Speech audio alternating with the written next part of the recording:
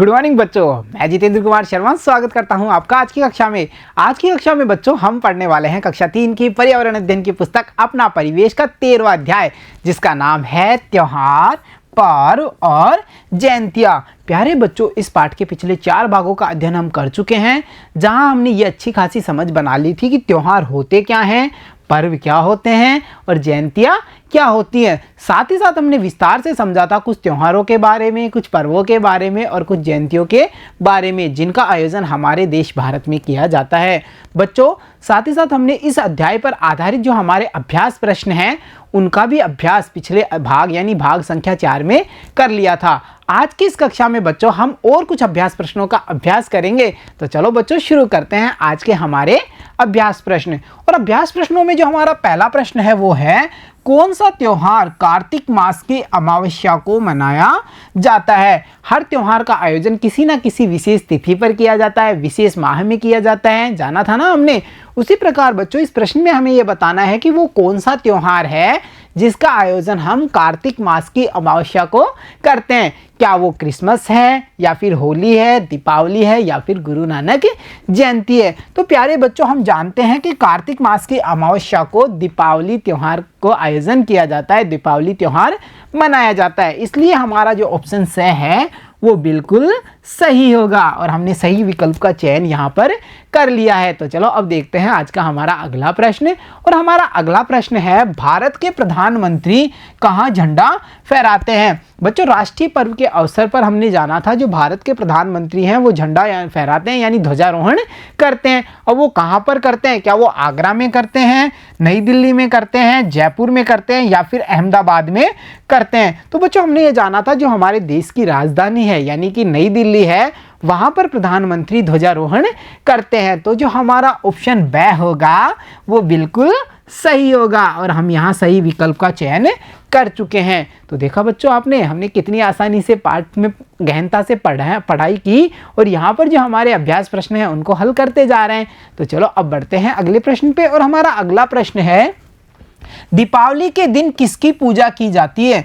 जब हमने त्योहारों का अध्ययन किया था बच्चों, हम जान पाए थे कि कुछ त्योहारों का धार्मिक महत्व होता है, चाहे वो ईद हो, दीपावली हो, क्रिसमस हो, और इनका आयोजन पर ये किसी देवी देवताओं से जुड़े हुए होते हैं। तो हमें यहाँ पर ये बताना है कि जो दीपावली का अवसर है, दीपावली का त्योहार है, उस दिन आप किसकी पूजा करते हैं। क्या इस दिन सीता जी की पूजा की जाती है या लक्ष्मी जी की जाती है, कृष्ण जी की जाती है या फिर राम जी की जाती है। तो प्यारे बच्चों, हमने जाना था कि इस दिन जो धन की देवी हैं लक्ष्मी जी, उनकी पूजा की जाती है। तो हम जो विकल्प ब है उसका चयन कर लेंगे और यहाँ पर हमने इस अभ्यास प्रश्न को भी हल कर लिया है। तो चलो अब देखते हैं आज का हमारा अगला प्रश्न। और हमारा अगला प्रश्न है, आप कौन कौन से त्योहार मनाते हैं। बनाते होंगे ना, कई सारे त्योहारों का आयोजन आप करते हैं। उन सभी त्योहारों के नाम आपको यहाँ पर लिखने हैं। जैसे कि देखिए, हम दीपावली, होली, ईद, क्रिसमस, महावीर जयंती,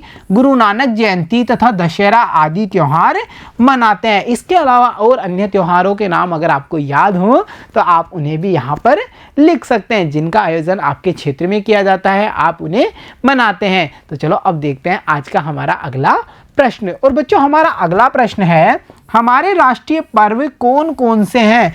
राष्ट्रीय पर्व वे होते हैं जो किसी राष्ट्र की विशेष घटना के दिन से संबंधित होते हैं। अब इस प्रश्न में पूछा गया है कि जो हमारा देश भारत है उसमें कौन कौन से राष्ट्रीय पर्वों का आयोजन किया जाता है। तो बच्चों अध्याय में हमने जान लिया था कि जो हमारे राष्ट्रीय पर्व हैं वो स्वतंत्रता दिवस, गणतंत्र दिवस, गांधी जयंती जैसे अवसर हैं, जिनका आयोजन हमारे पूरे संपूर्ण राष्ट्र में किया जाता है। तो हम कह सकते हैं कि हमारे राष्ट्रीय पर्व 15 अगस्त यानी स्वतंत्रता दिवस, 26 जनवरी यानी गणतंत्र दिवस तथा 2 अक्टूबर यानी गांधी जयंती हैं। तो ये हमारे राष्ट्रीय पर्व हैं जिनके नाम हमने यहाँ पर लिख दिए हैं। तो चलो बच्चों अब देखते हैं आज का अगला प्रश्न।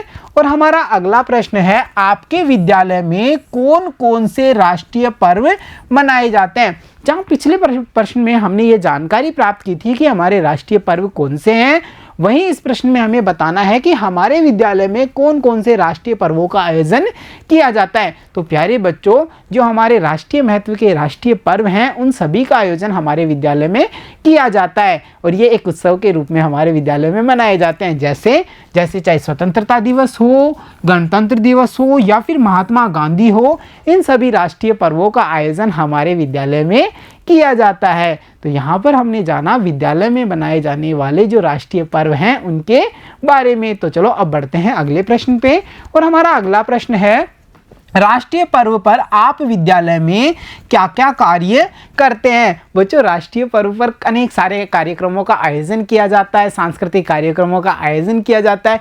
तो यहाँ पर हमें ये बताना है कि राष्ट्रीय पर्व पर आप विद्यालय में क्या क्या कार्य करते हैं।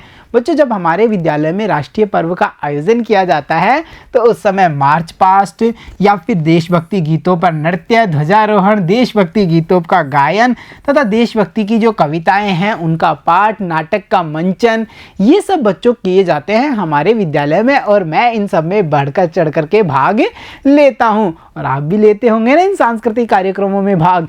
और इसके बाद में आपको पुरस्कार यानी प्राइज भी मिलती होगी और उन सब के बारे में हमने यहाँ पर लिख दिया है। तो चलो बच्चों अब देखते हैं अगला प्रश्न और हमारा अगला प्रश्न है, आपके राष्ट्रीय ध्वज में कितने रंग हैं। यानी कि जो हमारा राष्ट्रीय ध्वज है जिसे हम तिरंगे के नाम से जानते हैं उसमें कितने रंग हैं।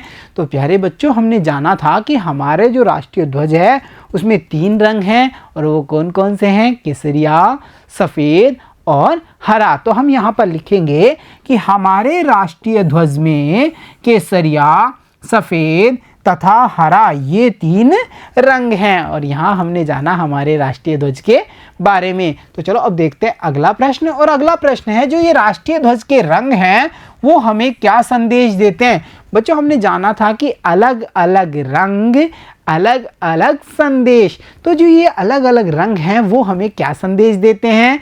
तो हम कह सकते हैं कि जो केसरिया रंग है वो समृद्धि का प्रतीक है, सफ़ेद रंग शांति का प्रतीक है तथा हरा रंग हरियाली का प्रतीक है। और ये जो अलग अलग रंग है वो हमें ये अलग अलग संदेश देते हैं। तो चलो अब देखते हैं आज का हमारा अगला प्रश्न और अगला प्रश्न है, आपको सबसे अच्छा त्यौहार कौन सा लगता है। कोई ना कोई त्यौहार वैसे सारे ही हमें अच्छे लगते हैं क्योंकि इस दिन अच्छे अच्छे नए नए कपड़े पहने जाते हैं, खूब हम सारी मस्ती करते हैं, हम अनेक सारे पकवानों का आनंद लेते हैं। तो सारे त्यौहार हमें पसंद हैं, परंतु बच्चों उनमें से इन सभी त्योहारों में से सबसे ज़्यादा आपको कौन सा त्यौहार अच्छा लगता है उसका नाम आपको यहाँ पर लिखना है। जैसे मैंने बताया है कि मुझे सबसे अच्छा त्यौहार दीपावली लगता है और इसके बारे में मैंने यहाँ पर लिख दिया है। ऐसे ही आपको जो त्यौहार सबसे ज़्यादा प्रिय है, सबसे ज़्यादा अच्छा लगता है, उस त्यौहार का नाम आप यहाँ पर इस प्रश्न के उत्तर में लिखेंगे। तो चलो अब देखते हैं अगला प्रश्न और बच्चों हमारा अगला प्रश्न है, आपके यहाँ और कौन कौन से त्यौहार मनाए जाते हैं। जैसे आपको दीपावली पसंद आया, इसके अलावा और कौन कौन से त्यौहार आपके यहाँ मनाए जाते हैं। तो बच्चों हम जानते हैं हमारे देश में अनेक सारे त्योहारों का आयोजन होता है, जैसे ईद, दीपावली, होली, क्रिसमस, दशहरा। इसके अलावा कुछ जयंतियों का आयोजन भी किया जाता है, जैसे गुरु नानक जयंती, महावीर जयंती। तो हम कह सकते हैं इन सभी त्योहारों का और जयंतियों का आयोजन हमारे देश में या हमारे आसपास किया जाता है और उन सब के नाम हमने यहाँ पर इस प्रश्न के उत्तर में लिख दिए हैं। तो चलो अब देखते हैं आज का अगला प्रश्न और हमारा अगला प्रश्न है, आप त्योहारों पर क्या करते हैं। त्योहारों पर हम कई सारे कार्यक्रम करते हैं बच्चों, कई सारी मस्ती करते हैं, हम घर की सजावट करते हैं, घर की साफ़ सफाई का कार्य करते हैं, नए कपड़े खरीदते हैं, नए कपड़े पहनते हैं, पकवानों का आनंद लेते हैं, अपने रिश्तेदारों से मिलते हैं। तो वो सब कार्य जो त्योहारों पर हमारे द्वारा किए जाते हैं उनको हम यहाँ पर लिखेंगे। जैसे हम त्योहार पर घर सजाते हैं, मिठाइयाँ खाते हैं, नए कपड़े खरीदते हैं तथा अपने रिश्तेदारों के यहाँ मिलने जाते हैं। तो ये वो सब कार्य हैं बच्चों जो त्योहारों पर हमारे द्वारा किए जाते हैं। तो चलो अब देखते हैं आज का हमारा अगला प्रश्न और हमारा अगला प्रश्न है, आप पर्व और त्योहार पर क्यों खुश होते हैं। अरे भाई क्यों खुश नहीं होंगे, इस दिन हमें अच्छी अच्छी मिठाइयाँ मिलेंगी खाने को, नए नए कपड़े पहनने को मिलेंगे, हमारे जो रिश्तेदार हैं वो हमसे मिलने आएंगे या हम उनसे मिलने जाते हैं। तो कितनी बढ़िया बात है ना, इसीलिए तो हम खुश होते हैं। तो हम कह सकते हैं पर्व और त्यौहार पर हम इसलिए खुश होते हैं क्योंकि पर्व और त्यौहार पर हम अपने रिश्तेदारों से मिलते हैं, तथा हमें अच्छे अच्छे पकवान मिठाइयाँ मिलती हैं। इन त्योहार और पर्वों पर हम आपस में खुशियाँ भी बांटते हैं। इसी सभी कारणों से, इन कारणों के कारण ही हम इन त्योहार और पर्वों के आयोजन पर बहुत ज़्यादा खुश होते हैं ना बच्चों। काफ़ी ज़्यादा खुशी हो जाती है जब नए कपड़े और मिठाइयाँ मिलती हैं। तो चलो अब चलते हैं अगले प्रश्न पे, और हमारा अगला प्रश्न है, भगवान महावीर ने क्या उपदेश दिया था? भगवान महावीर ने यह कहा था कि आप किसी भी जीव से हिंसा नहीं करेंगे, यानी उन्होंने अहिंसा का संदेश दिया था। तो हम कह सकते हैं कि भगवान महावीर ने अहिंसा का उपदेश दिया था। तो यहाँ पर हमने लिख दिया भगवान महावीर के द्वारा दिए गए उपदेश के बारे में। तो चलो अब देखते हैं आज का अगला प्रश्न, और हमारा अगला प्रश्न है, गुरुवाणी क्या है? बच्चों, कार्तिक मास की पूर्णिमा पर जो गुरुद्वारे हैं उनमें गुरुवाणी का पाठ किया जाता है। यह एक प्रकार की धार्मिक ग्रंथ है जिसका आयोजन, जिसका पाठ हम समझ पा रहे हैं, कार्तिक मास की पूर्णिमा को गुरुद्वारों में किया जाता है। और इससे क्या होता है, इसमें जो भाईचारे का संदेश है वो लोगों में जाता है। तो हम कह सकते हैं कि कार्तिक मास की पूर्णिमा को गुरुद्वारों में गुरुवाणी का पाठ किया जाता है। इसमें हमें भाईचारे का संदेश मिलता है। मतलब बच्चों, जो हमारे धार्मिक ग्रंथ हैं वो ये कहते हैं कि आपस में मिलजुल करके रहें, किसी भी जीव को परेशान न करें, प्रभु का स्मरण करते रहें और मौज और आनंद से रहें। तो ये ऐसा ही संदेश हमें गुरुवाणी से भी मिलता है। तो चलो अब देखते हैं आज का अगला प्रश्न, और बच्चों हमारा अगला प्रश्न है, आपके यहाँ सामूहिक रूप से कब कब प्रसाद वितरित किया जाता है? बच्चों, हमने देखा था गुरुद्वारों में लंगर का आयोजन किया जाता है जिसे सामूहिक प्रसाद का रूप दिया गया है। तो यहाँ पर हमसे पूछा गया है कि आपके यहाँ सामूहिक रूप से कब कब प्रसाद वितरित किया जाता है? तो बच्चों, जब भंडारे होंगे, कोई जागरण होगा, या हम कह सकते हैं त्योहारों पर या जयंतियों पर, इन आयोजनों पर हमारे यहाँ सामूहिक रूप से प्रसाद वितरित किया जाता है। तो हम यहाँ प्रश्न में उत्तर में लिख देंगे कि हमारे यहाँ सामूहिक रूप से त्योहारों तथा जयंतियों पर प्रसाद वितरित किया जाता है। और चलो अब देखते हैं आज का हमारा अगला प्रश्न, और हमारा जो अगला प्रश्न है वो है, आपके यहाँ कौन कौन सी जयंतियों पर शोभा यात्रा निकाली जाती है? बच्चों, शोभा यात्रा होती क्या है? किसी अवसर विशेष, जयंती विशेष पर धार्मिक चीज़ों से जुड़ी हुई, किसी महापुरुष से जुड़ी हुई शोभा यात्रा का आयोजन किया जाता है, उनकी झांकियाँ निकाली जाती हैं।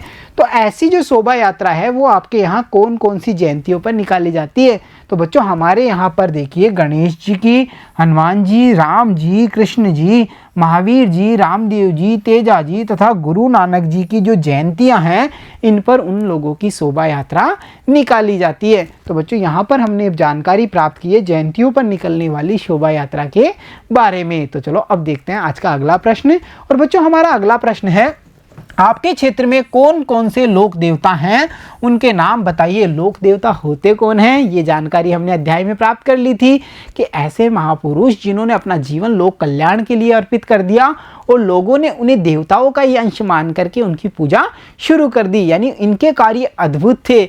किसी ने गायों का संरक्षण किया, किसी ने अनेक प्रकार के जो कष्ट थे लोगों के उनको दूर किया, लोगों की बिना किसी स्वार्थ के सेवा की। तो इन लोगों को क्षेत्र विशेष में लोक देवता के रूप में पूजा जाने लगा।